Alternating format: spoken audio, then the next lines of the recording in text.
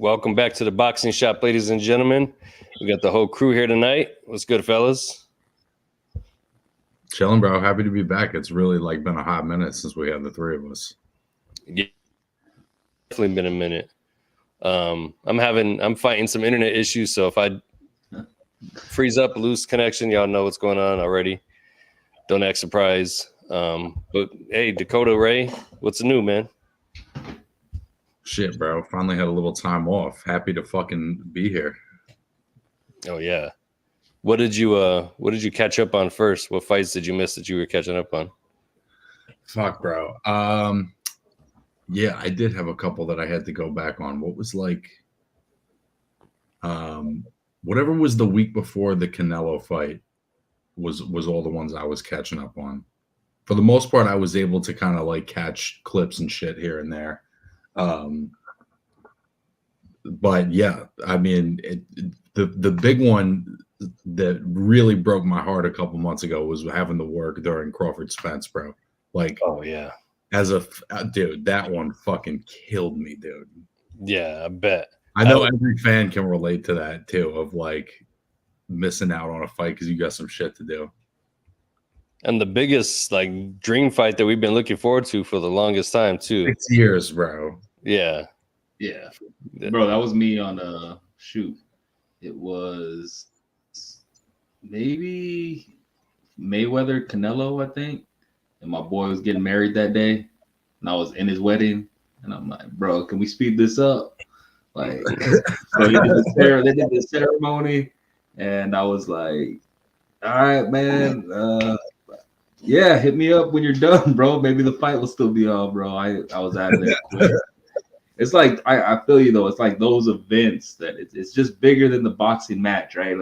It's almost like, bro, you don't want to miss history, right? This, it might be talked about forever, right? And usually it doesn't turn out that way, right? But especially a Spence Crawford, the buildup was so long for it, and then to miss that, yeah, man, that's a tough one. And I think Terrence's performance is historic. You know what I mean? That's going to go down as one of the all-time welterweight performances. Yeah, for sure. I mean, I guess he froze. I thought he was thinking something to say. But yeah, the way the way Crawford went in there and handled his business. No matter if Spence, whatever, afterwards, and I said, oh, it doesn't look like himself. When that's on paper and that actually happens, and for him to win the way he won, bro. I mean, some people said, oh, yeah, of course. No, man, that fight was so big because that was a 50-50 to us. So, yeah, you could look back, and if your guy won, oh, I knew it. No one really knew, or that fight wouldn't have been that big. And, for Terrence to go out and do what he did in the way he did it, yeah, definitely, I would say historic performance. Totally, bro. I mean, as far as you think about legitimately the two best guys. When was the last time you had legitimately the top two guys that was that much of an ass whooping? Yeah. I can't really think of one off the top of my head, to be honest. No, I can't think of. I don't know. I probably hurt my head trying to think. But yeah, in those fights, man, it's supposed to be back and forth. It's supposed to be 50-50, right? And for him to, like I said, just to win the way that he won, I was like, man, right? Of course, afterwards, right, being the boxing fans, I could try to say well, this and this and this, but let's be real. When that fight was happening, everybody was riding for their guy, or even if you didn't have a guy, you knew these were the two best, and just to see it and for it to happen how it did, he deserves all the credit that he got that night. And to everybody, you know what I'm saying, that's waiting for more current boxing news, we haven't had all of us at the round table in a little bit, so there's shit to catch up on and shit. So the last thing I want to ask you about that, just because I've been trying to figure it out for myself, what is your take on where Errol's at? Because I've been trying to I'm watching it back. I watched it twice. The second time I watched it, it was Errol was hitting him, but it just didn't seem to affect Terrence in the same way that it was affecting Errol. and Terrence was just sharp, you know. But I can't figure out where Errol's at, because that does in some way affect the significance.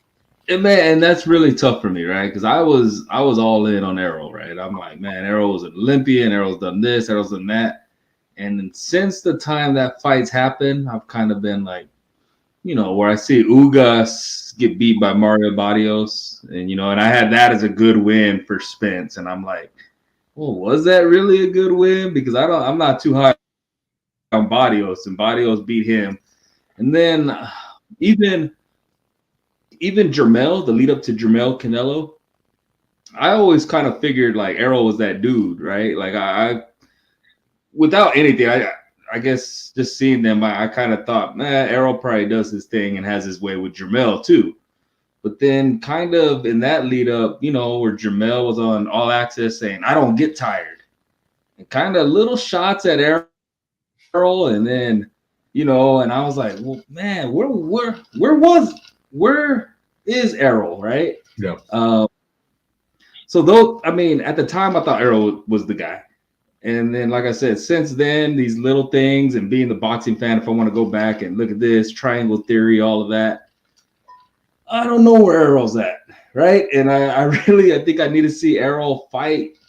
I don't need to see him fight Bud again. Like, that may be too much to ask for him. But I'd even like to see him just, a top 10 guy at 154 or something, right? Like, there's tons of, we're going to talk about Tim Tszyu and Mendoza, but like him and Mendoza, right? Like, can he have his way with Mendoza? I don't know. After seeing how he did against Bud, I can't say Errol beats him. If he wanted to do like a Tony Harrison or somebody that's in that second tier, you know what I mean? Like, for sure, that would be a good test for him. I think there's no doubt. Like, to me, it doesn't take away from the Ugas win. I think he beat it out of Ugas, and he might, yeah. I think he beat it out of him. I think Ugas was just coming off the Pacquiao win. I've always thought he was a very good fighter. I still think that's a good win. But you know how boxing fans do, bro. Like, you're only as good as your last fight, and then we go back and say, well, he was old, he wasn't ready, he was coming off this, and that's what I'm doing, right? Because at heart, I'm a boxing fan. I mean, really, that's all I am. So that's what I'm saying. But yeah, I mean, 100%. Errol took. I mean, you could see with the eye was swelling up. Yeah, he beat it out of him. But I think between some of the other fights that he's had throughout his career, I'm not saying he's gotten beat up, but he's had some very physical fights prior to this. You got the 2 car accidents. I don't know what the extent of those injuries were, but I think they were pretty intense. There's no doubt his speech is different. You know what I mean? Like, there's no doubt he's talking different. So, yeah. And even that night, that's when, I mean, there's a lot of people, and I was like, bro, even before that fight started, like, yo, was he on something or what? When he was tying his shoes, everything just looked a little off going into that. I don't know what that was. Like I said, maybe we'll never know. Errol, I think, said afterwards, like, I have no excuses. Even if I had one, you wouldn't know. I respect that, but at the same time, I would like if he gave us something. But if he were to fight like a Tony Harrison, cool, man. I just want to see, because like you said, he hit Bud with some shots, and there was really nothing on it.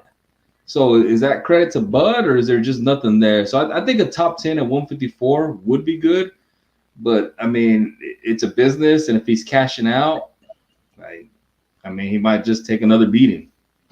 I think we should just segue right into it because we're already talking about him. Tim Tszyu and Brian Mendoza. I think this is a fucking fantastic fight.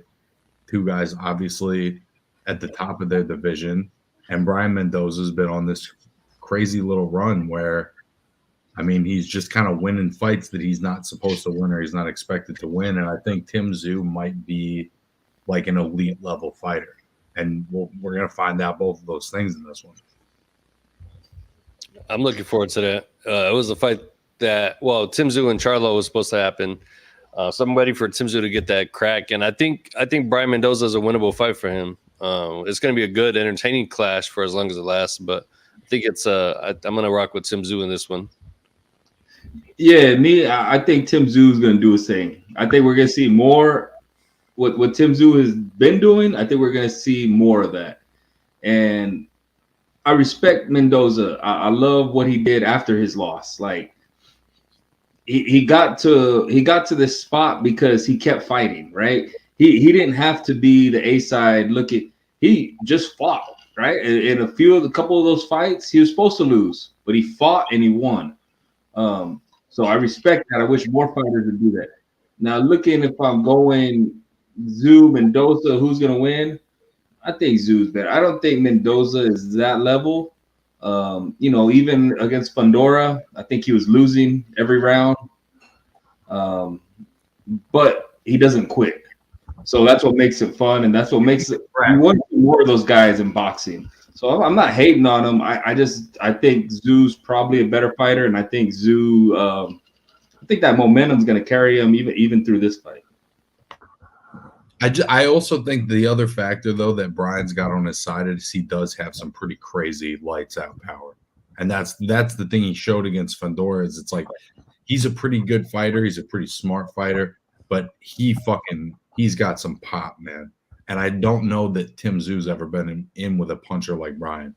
I definitely favor Tim just because when I watch him, I feel like I'm watching Triple G. Like he's doing something really special the way he's pressuring and cutting off the ring and shit. But it's a hell of a fight, man. I feel like it's not being promoted enough. Like it's a title fight, you know? Yeah. Yeah, and with all this, I feel like Tszyu does have the momentum and he's up his hype. I don't know and he might be thinking like I'm thinking, and he might think I'm gonna steamroll this guy and not really respect that power, which is there from Mendoza, So I think it's gonna be entertaining while it lasts. I think it's gonna be a firefight. I'm with Jack though. If Mendoza wins, all right. Whoever Mendoza fights next, I'm picking him too, because you can't pick against this guy. You can't pick against him at this point, right? Like I didn't think he would beat Pandora, and he was losing. But at the end of the day, he landed that punch and he won. Like I said, I hope he's the blueprint for more boxers, right? Like because he was an A-side prospect at one point, and then he lost. But instead, with that loss, he didn't kind of just, fall to the wayside. He just kept fighting, and he was on that other side and showed, hey, you could be on that other side, beat these guys, and get back to where you want to be. Right. Which, I think he's a great example for boxers today. That's going to be. I don't know what do you guys think? You guys think it's going to even get to the decision, or you think that's going to end in a stoppage no matter what, either side? Yeah, it's tough, bro. It's tough. They're both really big punchers. It just feels like it's a fight that. Here's the thing, because Brian kind of boxed a little bit more against Fandora. I don't know if he's going to take that approach against Tim, but I think it's going to be a lot harder to fight that kind of fight against Tim Tszyu. You're going to have to kind of like push him back a little bit, I think, to get his respect. I agree. I think it all depends on Tim Tszyu, right? Like if Tim Tszyu goes in there amped up, wanting to fight, it's going to end in a knockout on one side or the other. And that's how I really expect it. Like I don't think he's going to have too much respect for Mendoza. Now, if he goes in there and kind of starts a slow pace, then I can see it being dragging out on both ends. But I'm expecting a middle round knockout, bro. Yeah, I don't see it going all 12. I think both dudes are in there trying to go for the knockout for sure. I don't think either one wants to win by decision. So go ahead. I was gonna say I think the way this fight's gonna. This is my prediction. I think Tim Tszyu is gonna win a decision. I think it's gonna be kind of a tough fight. I think it'll be a 7-5, 8-4 kind of fight. But I think Tim Tszyu will probably get a decision. But I think it's ultimately going to like legitimize him that he beats this other kind of formidable fighter. You know what I mean? So I ask y'all, with whoever wins, what's the call out afterwards? Do they go straight to Jermell? I don't think Jermell fights at 54 again. Tim Tszyu wins or Mendoza wins, what's the call out? What's the fight we're looking for? I mean, dude, I'm having a hard time like wanting to like getting excited about Jermell Charlo fighting, or not yet. Getting excited about Jermell Charlo fighting anybody after the Canelo fight. Like it's you know, I know he's the guy with the belt. That's who Tim Tszyu should call out, but I don't know, man. It's tough. It's like tough. How do you call out a guy that just kind of mailed it in the biggest fight you could get? I mean, he still has all the titles. I think that's the call out for sure. As fans, do we want to see that? No, but I think that's the call out. And I think you're right too, Ray. If I'm Jermell, like what's my motivation to go back to 54? Get that one title belt back, fight some up and coming dudes. Like, no, he said it himself. He wants the biggest name, so why not go ahead and stop at 160 and try to clean up that division? Yeah, and so that's what I would think. And then so 54, I think if Tszyu wins, especially how I picture Tszyu winning, I think he becomes the man there. No disrespect to Jermell, I don't think Jermell is getting back to 54. So with Tszyu the man there, man, there's still good fights, bro. I know that fight got booed last week or whenever that happened, but Lubin and Ramos, bro, they're up there, right? Like Ramos is beat Mendoza, and I mean maybe just because those are my guys, but I'd love to see either of them against Tim Tszyu. And I really think 154 is open. Of course, you even got guys that, I mean, we've talked about this. Like if Virgil Ortiz ever comes back, or everybody, or Terrence Crawford right there, right? Like, can he come in and take one of these guys? So I think it's an exciting division, kind of just on the cusp of blowing up. But I think Tim Tszyu has the opportunity to cement himself as a major player in boxing, which he probably already is, and kind of almost superstar with the great performance. Right. I think this might be one of those things where he can surpass his dad's legacy for sure. I think he's on the fast track to doing that. There's a lot of interesting contenders at 154. What I'm interested to see is, like, does he go the Sergio Martinez route and just fight all the top contenders, or is he going to be a guy that like waits out money fights? Because there's not that many big money fights in his weight neighborhood, other than if Terrence or one of those other guys moves up. I would say Dakota, looking on from the state, yeah. But I feel like he's in a position where whoever he fights is big money, because he has that. If you're willing to go to Australia, that's big money, right? Like that's big time. So I think it'd be interesting to hear from him. Like, does he have any desire to come over here? Because if he doesn't, bro, he could just continue to rack up wins over there, right, and sell out whatever they have over there. Yeah, if he becomes the guy, hey, some of these guys are going to have to go over there, such as, people have done before. But I don't know if he's going to necessarily need, especially being the biggest name, I don't know if he's necessarily going to need to come over here to the States to find a big name. Like, right. He'll be the guy that everybody else is calling out. Yeah, if he cleans up the division too, he won't ever have to come down here too. If he gets a chance to get all the titles, he can, hold it hostage out there in Australia, to be honest. But and then, like I said, I'm just looking at the BoxRec rankings. You got Lubin, you got Fundora, you got Israel Madrimov if he ever fights again. You got Josh Kelly, you got Jesus Ramos, Conwell, Charles Conwell, really talented guy that just never seems to fight. But there's a ton of really good guys at this weight class. I'm just wondering, like, is he going to fight those guys, or is he going to wait out Terrence, Errol, whoever it is that is the first guy to kind of decide to move up that's a bigger name? I don't think he's gonna wait him out. I think Tim has shown that he's gonna just go to the next in line immediately. I don't think he's one that's gonna sit there and wait, because I feel like he in his head, he already knows he's an A side already, and he doesn't feel like he has to wait. So he's just gonna move to whoever's next in line. Yeah, but I do feel like this is beneficial for a Lubin, a Fundora, Ramos, because if you're willing to go over there, you probably got to fight.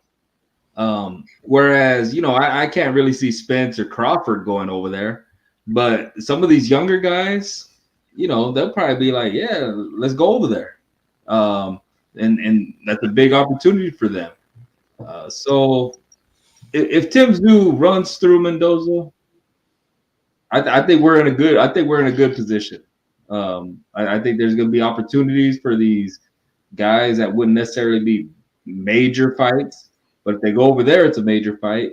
And maybe it sucks for a Crawford or Spence, the people that want to see them with these belts, because if they're not going to go over there, I don't know if Tim Tszyu is going to be in a hurry to come over here. Hey, shout out my boy Nano real quick. Thanks for stopping by. He's got Tim by decision. I agree. I don't know. I can't see a decision, man. I think Tim is he's a dog, man. And both of them, Mendoza too. I think they're both. I don't think they want to hear a judge scorecard at all that night. The thing I was wondering, like, hypothetically, if Tim Tszyu were to dominate this fight, does he start? Not that he's in the list, but does he start working his way into the pound for pound conversation? Like, if he dominates this guy, I'd say 20. For me, pound for pound, I want to see it at multiple divisions. That's why, the catch and counter guys, they put out their pound for pound list, and a lot of pound for pound lists have Bivol up there because he beat Canelo. I don't necessarily put Bivol up there because, bro, you beat a guy. Yeah, you beat Canelo, who people have really high, but Canelo was coming up. Like you just kind of held your ground at your weight. Obviously, the skills are there, whatever. But I'll just go back. Like I'd want to see it at multiple weight classes. So even if he dominates, I'm not rushing to put Tim Tszyu in my top 10. I mean, you'd have to. It'd be a discussion. but if he made a top 25. Oh yeah, I mean, yeah, I think he's one of. Is he one of the top 25 fighters in the sport off the top of my head without even thinking? Yeah, for sure. Like at that, but I think that's significant, right? Because that's not there's not there's only so many guys that are that special. But I think that he's at least starting to put himself in a position where if he keeps performing at a certain level, like he's gonna be in that. Yeah, and maybe I don't know. I won't even say pound for pound, but I'll say like top 25. These are guys you got to watch. When these guys fight, you got to watch them. They're the biggest names in the sport, or the best, whatever, however, most entertaining, best, whatever. Yeah, for sure, he's up there, especially if he wins in an exciting fashion. If we get a Brian Mendoza victory, I mean, hopefully we get a Lubin Mendoza. I mean, Fighter of the year. What was that? Fighter of the year. Yeah, yeah, 100%. Yeah, I'd say so for sure. I mean, because nobody expected him to do what he did. Yeah, I mean, who else is in contention for that? Honestly, right now, Isn't that wild that we even have to? There's not. I mean, Terrence. Oh yeah. I know it's one fight. I generally was always like, you got to fight more than once to get that. But Terrence is fighter of the year at the moment. But in my mind, you'd have to give it to Mendoza if he knocks out Fundora and then beats Tim Tszyu.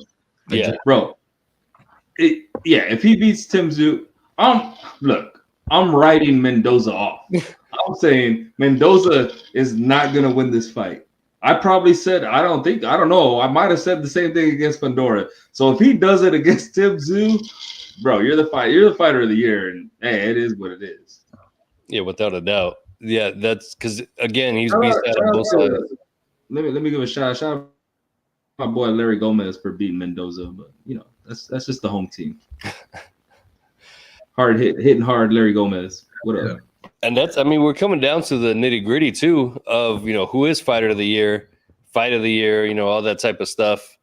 There's a lot of fights that stand out. I'm gonna have to sit down because early on in the year, the Zone was putting on some hot cards. January, February, March, even into April, there were some banger cards. They kind of slowed down, but there's a lot of good fights out there. And just thinking about this conversation has got my wheels spinning because I think they talked about it on the Catch and Counter show too, their end of the year award. So it's something. No, if Mendoza wins Fight of the Year, but like you said, I can't really say that right now. I think if I'd have to go to Benavidez. If Benavidez does Benavidez things against Andrade, then he had a hell of a year too. The two top guys. Demetrius is Boo Boo's undefeated. A lot of people are just saying Benavidez is gonna win, but like, hey, that's a legit undefeated fighter that he's got against him coming up in November, if that happens. But yeah, I can't go off the head on that one. I'd have to do some homework. Yeah, off the top, it's definitely hard. It's been a crazy year for sure. I think that's a good one though. David Benavidez, if he washes Demetrius, of course, too. But like you said too, Dakota, you got to fight more than once to get that award. But if the one fight that you have is the number 2 elite fighter that, you know what I mean, you deserve it. And you win the way you did. When you dropped off, it's an all-time performance. Yeah. And hey, right there, throw up Jack's right there. If Haney beats Regis, bro, that might be Gary. Okay, yeah, you're the fighter of the year. Of course, I mean, how did he beat? But yeah, he definitely enters the argument if he's fighter of the year. So that's a lot to happen. Only a few months left of the year, but I feel like all this stuff award wise is still up for grabs. I think the year is going to close out strong. I think prospect of the year we got.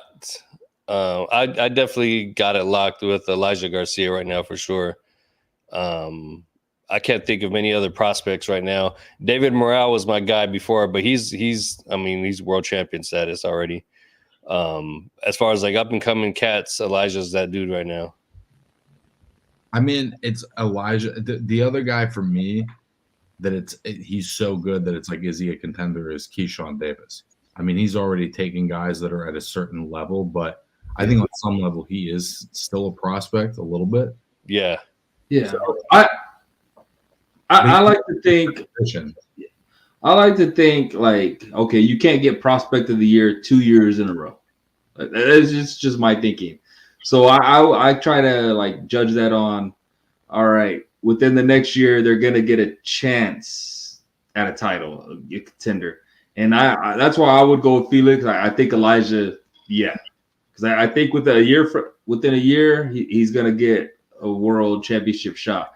With Keyshawn, skills wise, yeah, but I feel like, next year he could be prospect of the year. I don't think he's going to be in a championship fight within the year, but I could be wrong. Prospect of the year is so tough because, you get a lot of really skilled guys, but some guys, they might be a couple years out, 3 years out. And that really is like, so what's prospect? What's that? I think Elijah is knocking on the door for a world championship, especially at 160. It's open. Well, also a great moment for a segue is that one of the only interesting guys at middleweight, Janibek, is fighting this other guy who has a title, Vincenzo Gualtieri. He beat an unbeaten guy, one of the Falcao brothers. Kind of a random path to a title, but he is a legitimate title holder. This was actually a guy I was going to mention as a potential call out for Tim Tszyu if he had any interest in going to middleweight, is a fight with Janibek, which I think would be very interesting. I don't know too much about Gualtieri, but he does have this is probably the most unheralded unification fight that's ever happened. Yeah, it's I didn't even know it was a unification until just looking at this right now. Yeah, bro, this is a 2-belt unification fight, and people barely know what's happening. That's wild. I had no idea. I'm intrigued now because, as you said, it is a perfect segue because this could be one of the guys that Elijah steps in the ring with to fight, or any of the other middleweight contenders right now. I'm rocking with Janibek. I don't know too much about his opponent. the name I'm not going to even pronounce other than his first name, Vincenzo. Gualtieri, bro. Gualtieri. He's like Paulie Walnuts. He's got the same name. His last name is Paulie Walnuts, dude. I don't know much about him. Have you seen him fight? So Jack had told me that there was on YouTube there was his fight with. Do you guys know Esquiva Falcao? He was undefeated. He was like 35-0. And Gualtieri just kind of roughed him up and beat him for a vacant title. So yeah, Falcao went out to what was it, Germany or something, right? Yep. Yeah, Falcao was in that Robert Garcia camp. I think they kind of thought they were going to bring home a world title. And I did too, bro. The couple times I've seen Falcao, I'm like, this guy's very solid, and there isn't much going on at this weight. Like, I don't see any reason how this guy doesn't just kind of walk his way to a world title.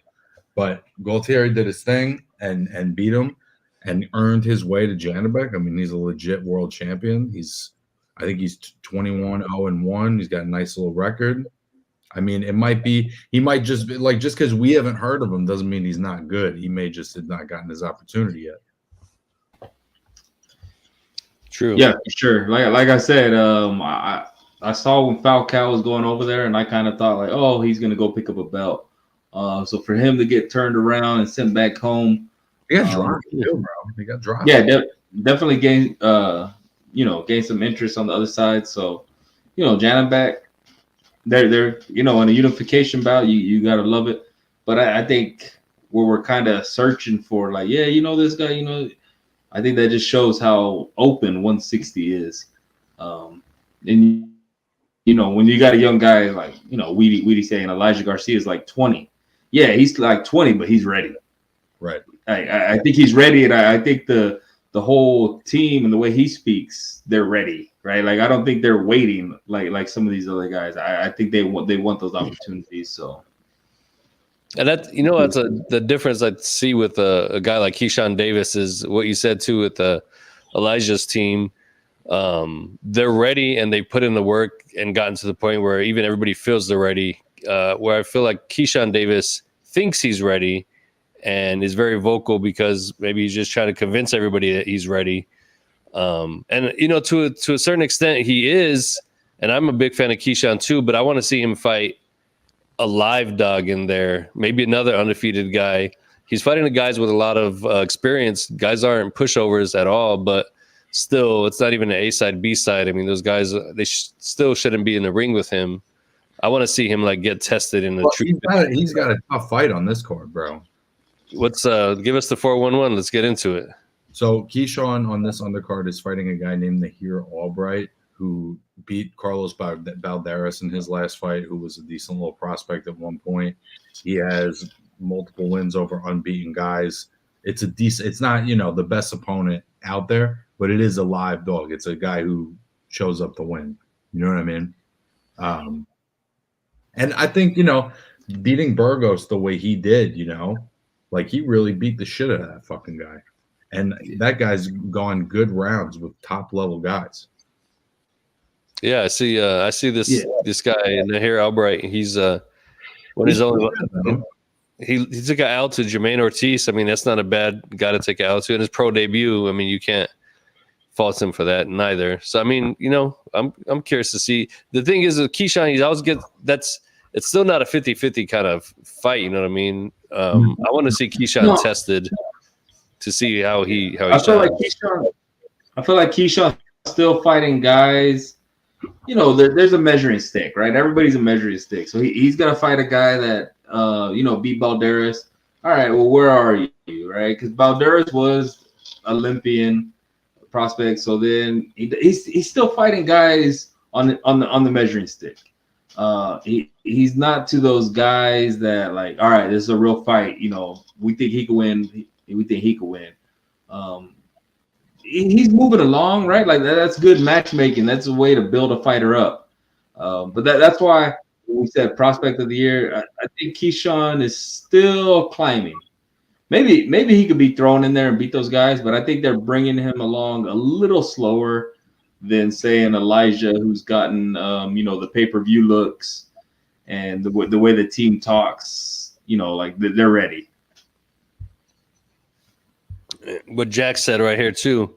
Keyshawn should be fighting Jermaine Ortiz, not the guy who lost to Jermaine. I agree. That's what I want to see out of Keyshawn.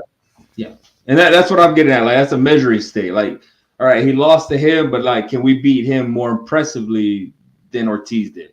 Yeah, and I feel like that's where they're at on his side. And then that might not be him. You know, they probably got to hold him back. He probably wants to fight the top dog. You know, I think Felix had that cover. You had the video, right? Him and Frank Martin getting into it. Obviously, I think if you say, hey, fight Frank Martin, it would happen. He's ready. He's down. Yeah, he's down. But it's just teams and it's bringing guys along. I think I've told you this, Felix. Like, man, I'd really like to talk to who makes those decisions, like the management, the matchmakers, why some guys are brought along so quick and some guys are not.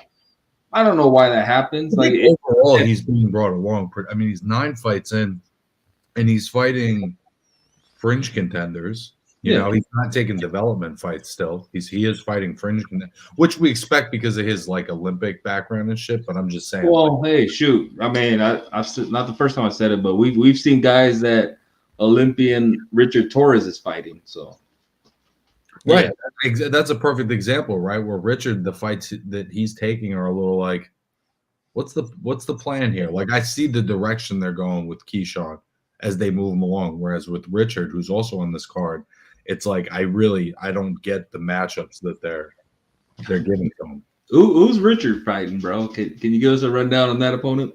Let's take a look here, bro. He is fighting a guy named Tyrell Anthony Herndon. All right, so we got a winning record. We got a guy who's 21-4, and has won a bunch of fights in a row. Nobody that you'd know, but he's on a big winning streak. A lot of them are knockouts. So I think has he been knocked out? Let's see. I'm sure he has. No, I'm joking. Yeah, he's been stopped a couple of times, but not for years. Yeah, so, I mean, that's cool. That on paper, it looks like the first time that he's fighting like a guy that, you know, is really showing up to beat him. Yeah, but that goes to the whole sport. It's like, man, like who's making these calls? Management, matchmakers, whatever. Because, bro, Richard Torres was an Olympian, and he's fighting guys that I would pick Felix to beat, right? So I don't know. It's part of the sport. I think it's because he got knocked out in the world boxing or whatever it was, right? Yeah. I think that's part of it, bro. I just think that if you get knocked out like that, you're already having an experience that most people in the pros like maybe don't come back from. That's the only thing I can think of, because he's exciting enough. Like you could move him a little fucking faster.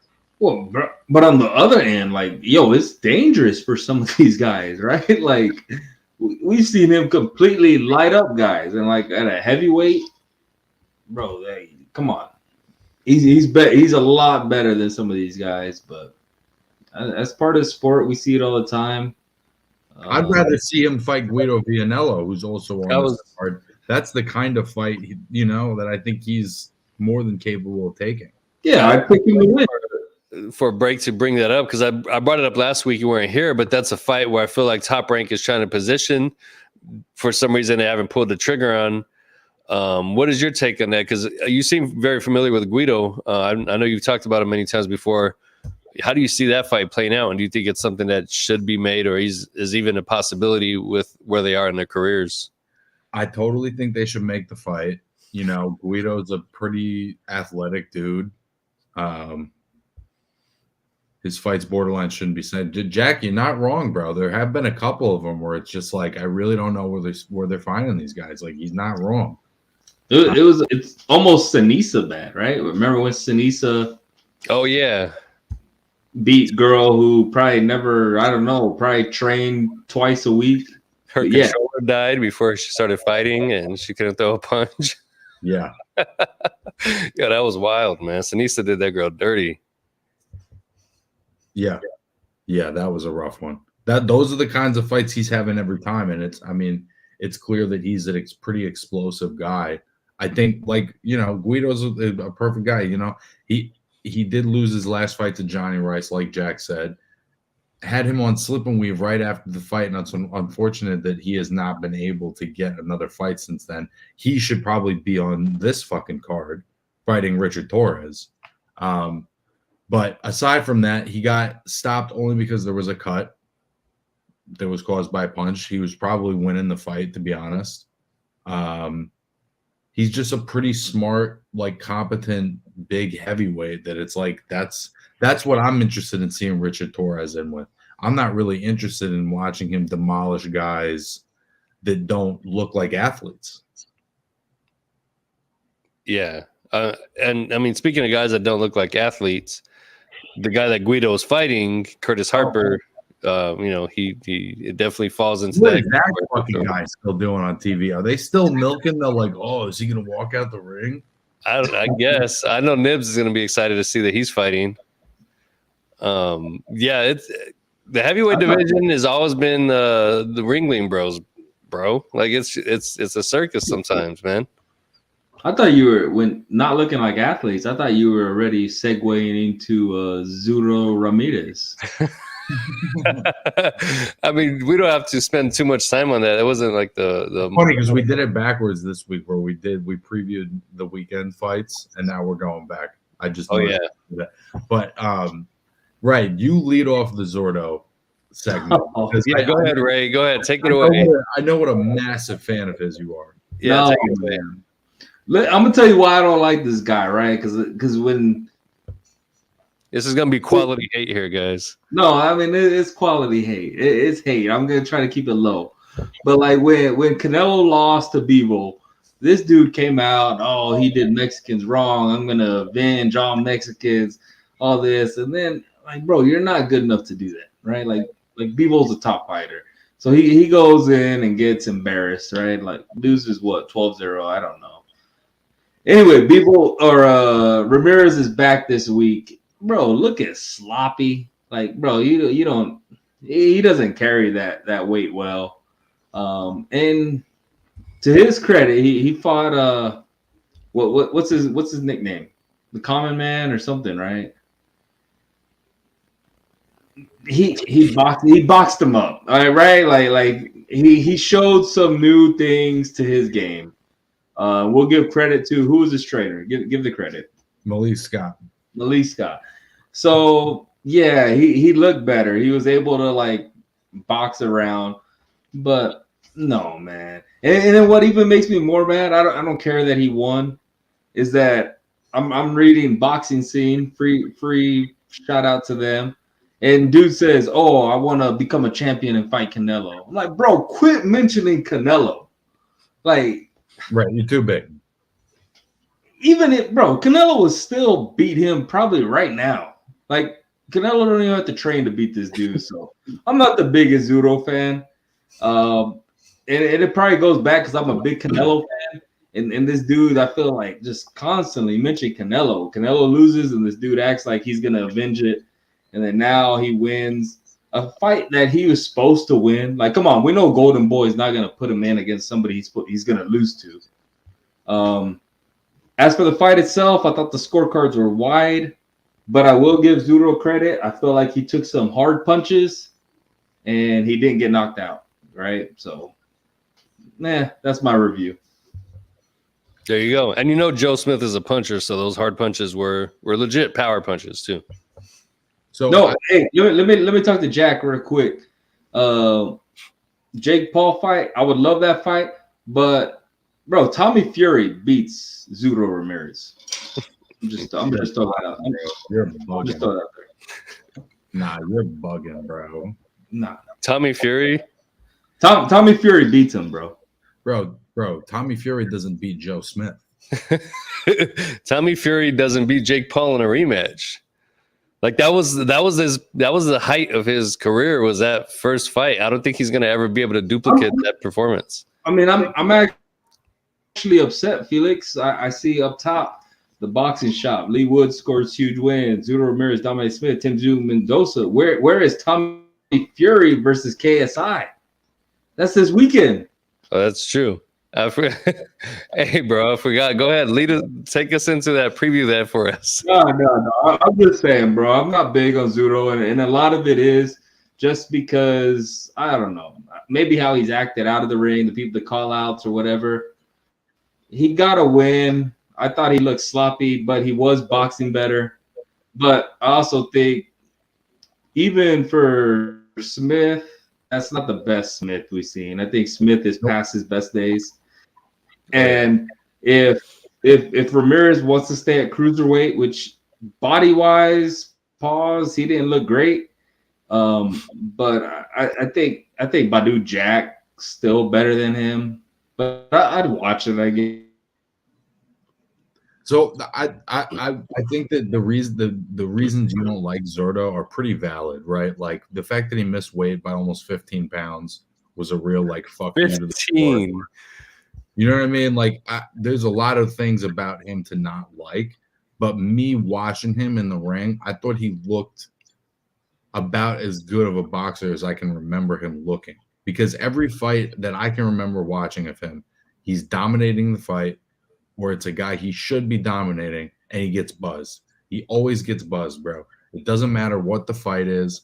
I feel like he gets buzzed in every one of his fights. This one he didn't, because he kind of would just, even in the moments where Smith had success, he'd circle him off. He'd get back to the center of the ring.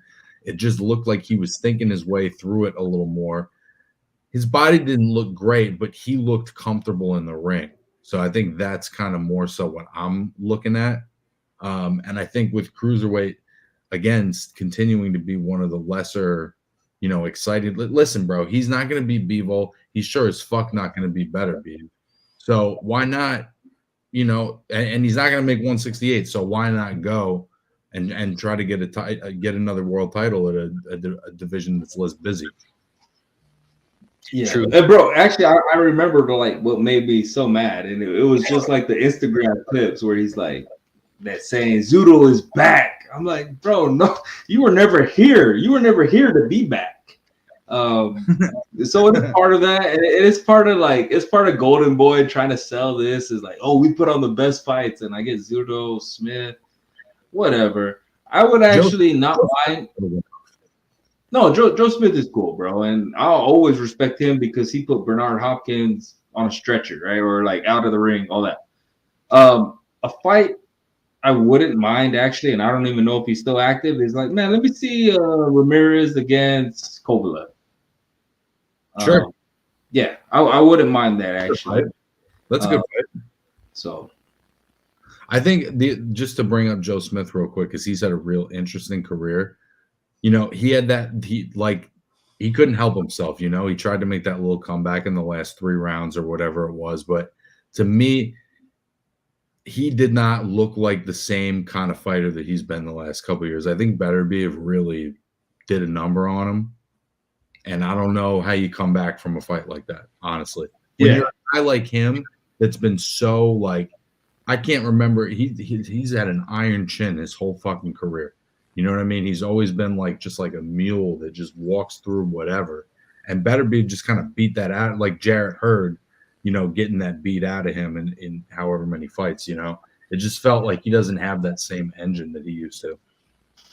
Yeah, and even to that, I felt like, we talk about engine. I felt like Smith landed some good punches. And, maybe Zurdo wasn't rocked, but I felt like he was hurt at times. And Smith just didn't have that extra gear to really push forward and take advantage of it. But hey, a win's a win. Zurdo, you got it. It is what it is. But bro, quit mentioning Canelo, man. Like Golden Boy and him, they want to see Canelo lose so bad, or they want to see Canelo do bad. That's Oscar. That's Golden Boy. That's Ramirez. It's like, bro, it's just for me. It's just like I don't want to see that. I want to hear that, and it makes me not like you. Actually, I don't know why he would want to see Canelo lose, because that takes away from, a possible fight. The more L's that Canelo takes, but still, But I'm just saying, you saw Oscar say every time Oscar speaks on Canelo, he's he's walking in sand. Jermel's gonna outbox it. I'm like, yeah, that's not gonna happen. But what's the over under? Floyd Mayweather taking over your own press conference if you're his fighter, or Oscar De La Hoya talking about Canelo? Like, what happens quicker in boxing? Because those are like, you put a live mic near Floyd, and it's, he's going to take control of that. And Oscar, same thing. He's going to talk about Canelo in some fashion. Yeah. Yeah, man. I feel like these guys just need to get old, even Canelo, and they just need to have some exhibitions and let them just fight it out. The Floyd stuff was crazy, and that was during Moten's post fight, right? It's like this dude's debut win, and he by knockout, and Floyd took over of why he's the GOAT. But I mean, honestly, that's like to be expected, right? Like that's part of Floyd's. I don't know if that hurts your career either. Yeah, and I mean, he's a 17-year-old. He's probably like, bro, I don't know what to say. I don't really have anything to say. So for me, I expect that from Floyd. For Oscar, it just sounds salty every time he's picking Canelo to lose. And then your guy wins, and he's calling out Canelo. It's like, come on, man. Yeah, it's true. Oscar gets a pass because he usually gets asked about Canelo. It's true, but it's one of those things where it's like, you're going to get good content out of Oscar. All you got to do is ask him about Canelo, and he's just going to go off. Bro, that's a layup. That's a layup question, right? Like, yeah. Hey, Oscar, what do you think about anything? And you're going to get some content. It's going to go viral. You could bring up an old fight too. Like, tell me about tell me about Canelo Triple G, their first fight, and he's just going to go in for the next 10 minutes. I actually saw this kind of off topic. I saw Fernando Vargas talking about Canelo, and I remember, I swear, like, man, when Canelo was I think he beat Vargas's record as becoming the youngest 154 champ or whatever. And this was recent, and Vargas was like, yo, Chavez Sr. is my idol, but basically Canelo surpassed him.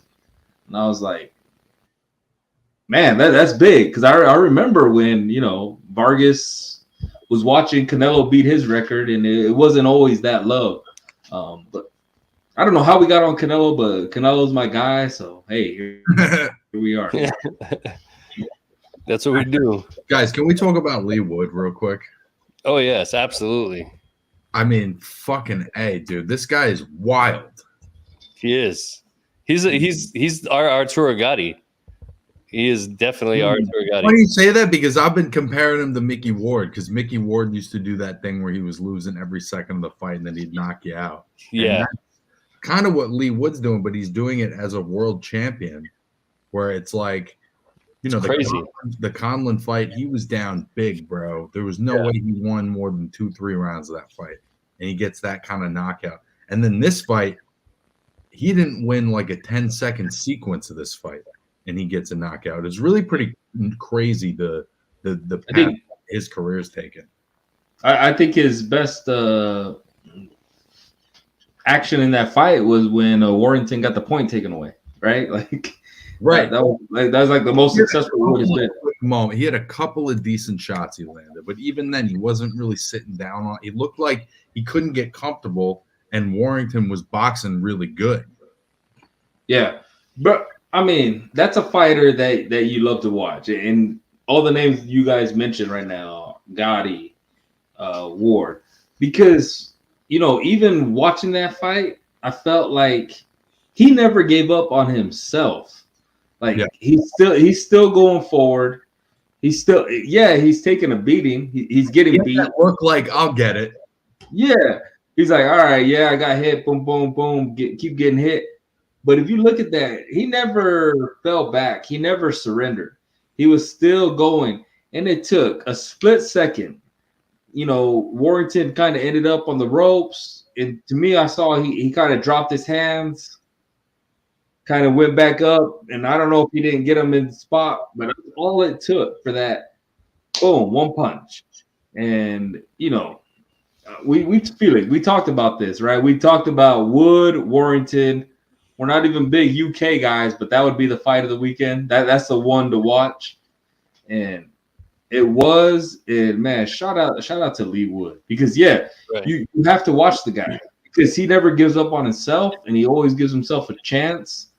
And he did it again. He's done it before. Bro, you don't really know what you're gonna get because Yeah. in the earlier part of his career, he lost at this level, and then he gets the upset win over Zhu Kan, the Chinese champion. He beats Mike Conlon. A fight, again, like we said, a fight he's losing. Then against Lara the first time, he pretty much gets his ass whooped and gets knocked out. Comes back, beats that guy by decision, doing it boxing behind a jab, which is not ever what he's done in his whole career. And then in this fight, again, losing basically every second of the fight and gets a knockout. Like he's like a wild card, bro. But how often does the wild card become a champion? That's right. The thing. They're legit on that level. But let's talk about they're talking about in the comments. And I first saw it in the comments too, by the way. I didn't think it was controversial when it happened, right? But then I watched it back, the ending a few times. Bro, you gotta stop that fight. I don't think there's any controversy. Yeah, it happened at the bell, but when his corner is up and they were kind of talking to him and he has the back to the ref, and he obviously wasn't all there. To me, that's no controversy. You gotta end that. Like, what's he? I think the controversy is like, because he was winning by so much. Hey, your corner can't be up there. The controversy was that he was about to have a minute to recover, but that's not. The ref has to decide: are you good on this count? You know what I mean? Yeah. And he definitely. And I go back. No, he wasn't. And when you're not even looking at the ref, like you're not even trying to tell the ref you're good, your whole back's turned to the ref. So I'm not mad at it. I know the bell rang or whatever, but I thought he was out. So yeah, shout out Leigh Wood, shout out Warrington. Damn, another one, right? We talked about Mendoza beating Fedora. He was winning the fight. You can't take that away.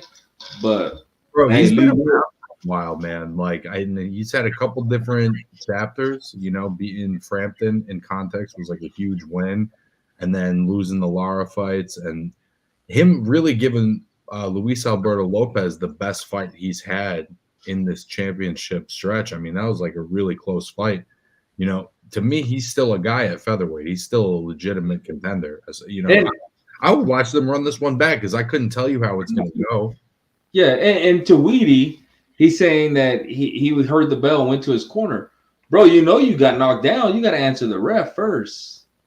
And even if you're saying, even if he didn't, his corner, then that's on his corner they should have told him, like, no, answer the ref, right? Like, if all there. I don't think he was all there.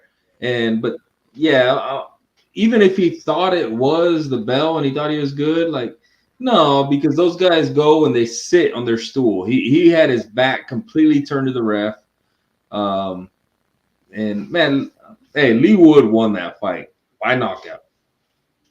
And Leigh Wood, Jack said it. I mean, we owe him like a Arturo Gatti Fighter of the Year type of award. We'll come up with something clever for him for sure. The same way we're gonna award somebody with the honorary. We might get knockout of the year.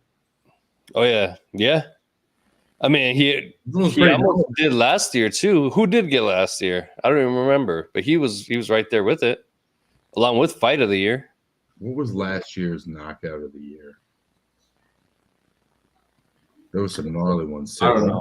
But the way his corner jumped up and we're trying to like take over, it reminded me one of Felix's favorite fight, Meldrick Taylor, Chavez. Who sits there, Chavez? Like, bro, they were knocked out, right? Like you can't blame you can't hop up in the corner and start whatever. Like, bro, that's the fight right there. Yeah. So. Do you guys think that Leigh Wood has taken enough punishment where it's starting to add up, though? Because it did look like he was having a hard time getting going.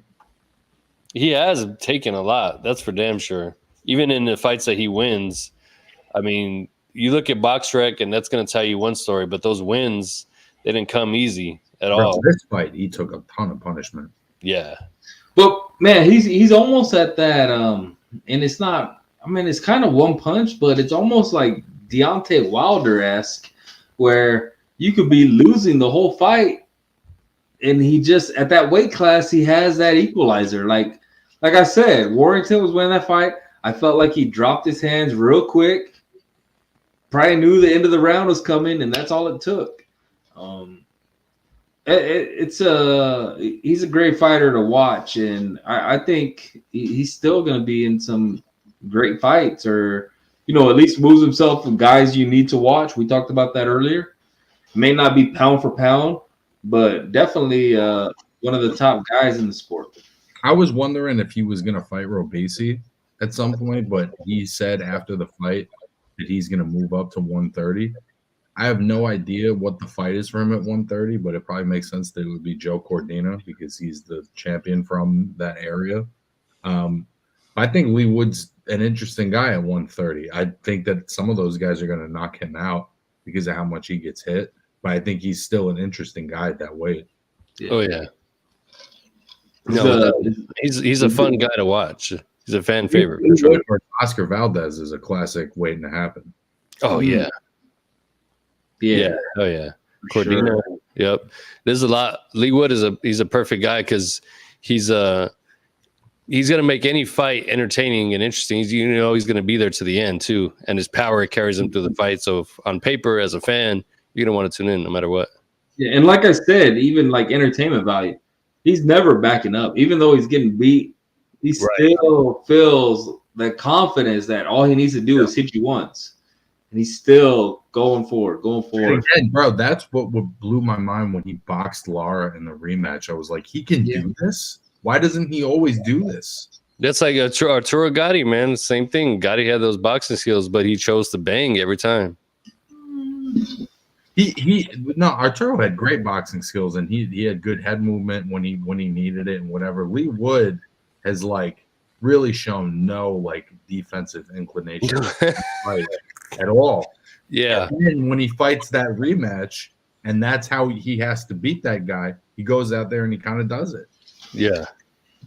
It's crazy, man. Definitely has Leo Santa Cruz retired, or can we get him knocked out by anybody? He's doing that silent retirement that all those early PBC guys did, man. They just can't get paid what they got paid in 2015, and they're just not gonna fight. But they're not gonna retire. Because what if something comes up? True. I don't want to say this about your boy, Ray, but Danny Garcia is probably in that mix too. No, totally. Oh my boy Danny Garcia. What you want a Garcia matchup? Him and Elijah? No, Danny he's in boxing purgatory, bro. He's just floating around. He's not doing it. Yeah, Keith. Jamal, Keith. Leo Santa Cruz, Deontay, Andy Ruiz, all of those PBC guys that are in their early and mid 30s. None of them fucking fight, and it's because but there was more money in boxing when Floyd was around, and when Floyd got out the sport, there's just less money going on. I'll give you all that for sure. I think Danny was part of that generation right after, where Floyd showed how to make the big fights. Is he done? I don't know. I was really looking forward to him in Arizlandi, but so weird how that just didn't happen. It was on the nobody talked about it. Not one person talked about it from the inside. Fans and everybody wanted to question. We all had questions. Nobody had answers, and nobody even said fights off. Yeah, it was the weirdest thing, bro. Nobody talked about it. Danny's not talked about it. Bro, I keep expecting one of these November, December cards to be Danny Garcia versus Arizlandi Lara. I don't know. That's probably just me, the fan, holding out hope. But hey, I'll let you get your Swift hate on. I mean, I'm not even hating. I'm just saying he's fan, bro. I'm a Swift fan. It's just none of these guys fight because they can't get paid, millions of dollars to fight guys they're definitely going to beat. The money's just not there anymore. And even as you have to think, bro, in what world does Danny Garcia fight Elijah Garcia? Right? That's not going to happen. He got paid way more for way less risky fights, bro. That's true. I don't think that's definitely. I wouldn't recommend that fight. Elijah's way too big for him. Hey, yo. I mean, I wouldn't recommend that fight for Denny. But I do think there's a lot of life left in his career still, and I wanted to see more out of him. And he's pretty well preserved. Bro, all of those guys could have a ton of good fights. Like, yeah, I think Keith Thurman could still be a factor at welterweight. I don't know about I'm not as big as a believer in Thurman as I am Denny. Denny hasn't been through a whole lot of tough battles, and he's not like really broken down. And the way he's fought has been smart. I think he's got a lot of life. Even at 154, he's got he's got some legs there, but we just got to see him get in there and get up against some of these dudes, man. The other thing too is PBC is like not doing that well, bro. I don't know. And then the Showtime news, man. We don't know what's up with Showtime. Fox doesn't do free fights; they only do pay-per-view. Like PBC doesn't have a reliable platform right now. Yeah, and man, I think Keith, even we talked about Arrow, what's going on, man. It kind of, I think Keith came up. I think Keith's stock came up after these past few months, weeks, whatever. And Danny, I think I'd love to see him. It's just fighting, man. And that goes back to why Mendoza is to where he's at. Because he fought. He continued fighting. Even when he wasn't the A side anymore, he continued to fight. And his skill got him into a fight with Tim Tszyu. A big fight. A bigger fight than any of these other guys that we're talking about fighting. And that's why I say, like, I hope they look at him as like an example. Even if I lose as a prospect, which those guys are world champs, but even if I lose as a prospect, I can still get to where I want to be. Yeah. And I think that's why Brand Mendoza is one of the good stories. I also think the thinking has to change. Like, you can have a prospect that has losses. Like, you can still be a prospect and have a couple of losses. Like, yeah. There was a really good middleweight. This guy, Victor Tony, got a really good win this weekend against an unbeaten guy. He gave Troy Isley a hell of a fight, a year ago. He's a prospect. He's 8-2, and he's a prospect. Like, it's not that crazy to say that a guy has a couple losses and definitely has a good future in the sport, Yeah, I mean, yeah. I think we're in an era too where it's more welcome now. Not seeing an undefeated record. You know what I mean? Yeah, and that's why when Ramos lost, bro, that I don't feel like that's gonna hurt him at all, because I feel like he's gonna hop right back in, and he can beat 99% of the people in front of him. And people didn't like that decision. Whatever, we could debate that or whatever, but I hope he takes the road that Mendoza took and just like, let me fight, let me get another fight, and not that, I lost, now I have to be an A side or whatever. What I feel has plagued boxing in recent years. Yeah, I can see that too.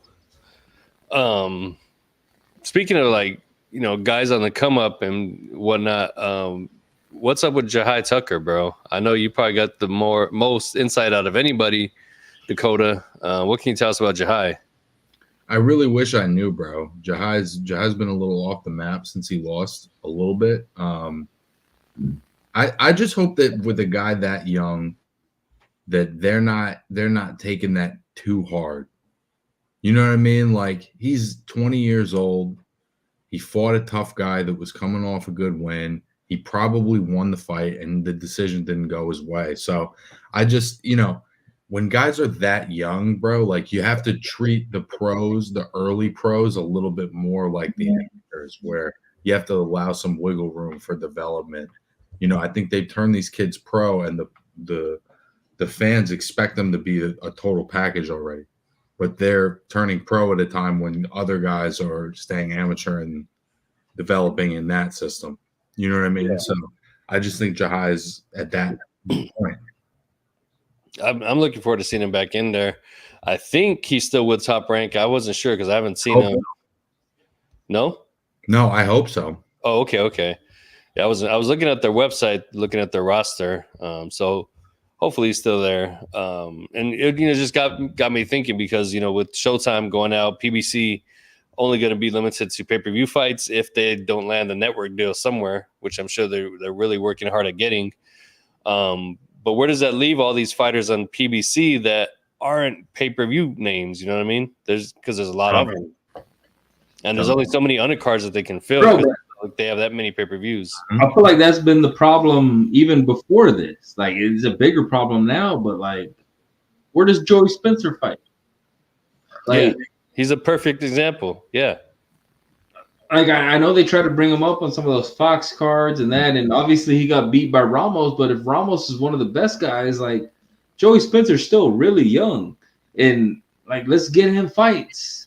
I think he beats a lot of these guys, at 154, and he probably still has a bright future. But I think that's going to be what we really run into is, like, where do these guys fight to develop their careers? I mean, even Resendez, I would like to see him fight again. You know what I mean? Oh, give me Resendez, Joey Spencer. Exactly. But, I mean, where is that going to land on? Because, PBC doesn't have a home, it looks like, for 2024. And those are the kind of fighters that are really going to take a hit from it. Yeah.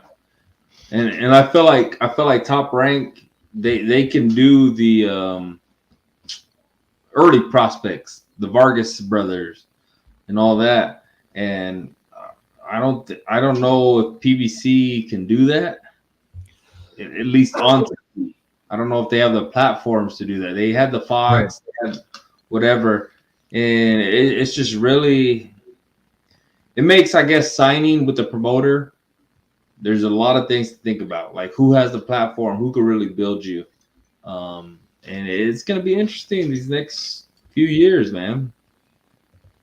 There's going to be some changes, bro. Yeah, hopefully for the better for boxing fans. I mean, PBC, I'm trying, not even sure who they can go to because, as Bean said here in the comments, they're probably going to come out with a PBC app.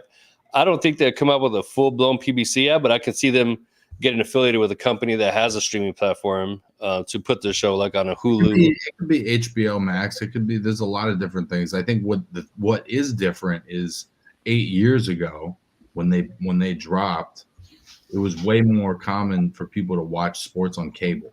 And I know people still do watch sports on cable, but streaming in the last 8 years has really taken over as a content distribution. I mean, we're doing it, right? We're streaming our shit on a streaming platform. So I think that's the adjustment. They can't just go now like, oh, we'll just start doing it on NBC. I don't have fucking cable. I know a lot of people that had cable in 2015 that don't anymore. Yeah. Yeah. And it really just affects, like, even if Showtime stays in the boxing business with pay-per-views, that's fine, that's cool. But how do you build these guys up? And I really think that is the question. And, I feel like Joey Spencer was one of the first PBC guys because I remember seeing him on Fox and the Fox undercards and that. But he makes it to pay-per-view. He loses to a really great fighter in Jesus Ramos. But it's like, man, now where do his fights go? How do I see this guy come back up? And who's going to provide the platform for that? And I think that's what we lose if, Showtime. Not that Showtime did the best in airing all their fight. Like sometimes they put the undercards on YouTube, but I do think that's where Top Rank is successful. They have the ESPN Plus. Yeah. And they put a lot of these young guys, even though they're mismatches or whatever, but it at least allows us to see these guys, to be in this conversation. And you want to see more of those guys, right? I don't like when they sell them as big fight. Like, no, tell us what it is. This is a developmental fight. In a few years, this guy's going to be the guy. But we have to be able to see that to know who we're going to get. It's true. And with a program like Showbox not being there, and even just their regular Showtime championship boxing nights that they would have, that's going to take a big hit for them building up the stars on their network and their platform because That's It's also why they don't have that many dates, bro. They just don't have dates because they don't know. They don't know. Yeah. Yeah. And I mean the other thing too, which I haven't really seen as much. You see it in Top Rank, but when's the last time Showtime built a star from pro debut to, now? I mean, maybe Boots is one of those guys that we've been seeing on their platform from real early in his career till now, but they haven't been building up the stars the way they were before. Guys have been kind of like flip flopping to different networks and platforms, or they just get them for these one fight deals and whatnot. You know what I mean? They haven't really built any homegrown stars the way they used to. It's just tough, and if there's no showbox, that's gonna make it tougher. Like friend of the program, Vibes, right? Like he went from I forgot his close fight. I think it was on YouTube only, but then he went to a showbox, and it's like, where do we get in their career, that journey, at that point in their career, where do we get those fights at? Right. And that, Jack says PBC to Amazon Prime is the rumor. I hope there needs to be some type of platform that we can like grow with a fighter, see them for the first time, and then watch them, graduate to that next level. And get it on a platform that's kind of established so that there isn't multiple paywalls for every fucking event. Yeah. Hopefully that comes to an end sometime soon. Because it's just so counterintuitive, bro. You want to grow the audience. You don't want to keep charging the people like us that have kept the sport going more. Grow the fucking audience, bro. Stop asking me to supplement the fucking post-Mayweather era bubble burst. Yeah, sure. Facts. Yeah. I mean, I think we covered most all topics unless y'all got anything else going you want to throw in there? Check out the Slip Away podcast this week. I'm going to be with Joshawn James, who was sparring with Canelo for this last fight and was on the untelevised portion of the undercard. And has an episode of The Fight Life out as well. Yes, indeed. That was a Canelo card with two fighters that were on. They have episodes of Fight Life. Hey, look at us now, baby. Dude, I'm saying, bro, we're out here. We may not be getting the big cheese, but shit, bro, we're not getting the main course, but we're giving you the appetizers. We may not be. We're the hole in the wall that gives you the best entrees. That's what we are. Exactly. That's what we are. We're the best slice in yes, town. Sir. It's a little spot. Real ones. Yeah, though. and then Real ones. Got to hold it down for Dakota, so be sure to tune in to Tommy Fury, KSI, Logan Paul, Dylan Dennis. Boxing's for everybody. Hell yeah, dude. Great episode, fellas. Yes, sir. See y'all. Make sure y'all tune in Friday to Catch Encounter. Give them some views. They need it. But check back with us next week. Peace, fellas. Peace.